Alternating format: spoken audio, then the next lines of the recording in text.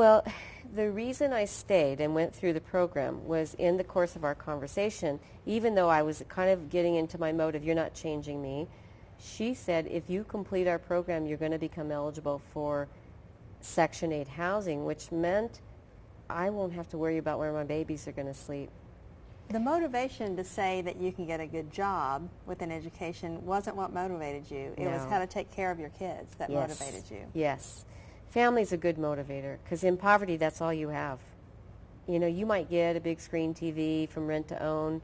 It's going to get taken back and repossessed and sold or auctioned. You don't get to keep things. Everything, you lose everything. So you learn that what's really important is people. So I always say, use people as the motivator. You're going to be able to help your family. You're going to be able to buy your mom a house. You're going to be able to take care of your kids. For education, that's a fabulous motivator. But for me, I was like, okay, I'm going to do the program. I'm going to get the housing, and then I'll go find a man to take care of me. Really? That was how I went into the program. And take care of me didn't mean what it means to a lot of middle-class people. Take care of me meant be by my side in this war zone of poverty, where the bullets of eviction and hunger and all these things are flying at us. I need somebody to be with me. Because the men that I would have any meaningful interaction with were also from generational migrant labor poverty. And my ex-husband dropped out of 7th grade. He was from a migrant labor family. He never had a home. They traveled and they lived in the fields. He picked fruit his whole life. He couldn't read and write.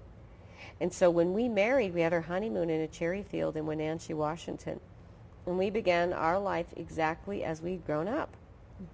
You don't know what else is possible, and you don't know that world of education is for people like you.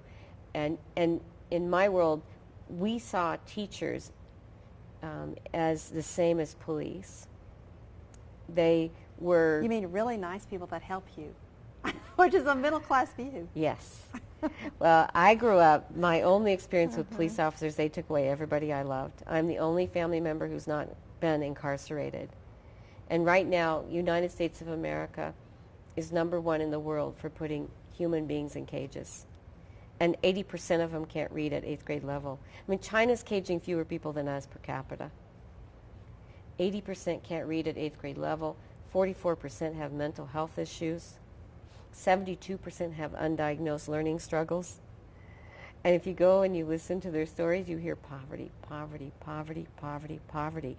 It's such a huge issue, and I'm really grateful to you for addressing it, for focusing on it, for getting conversations started.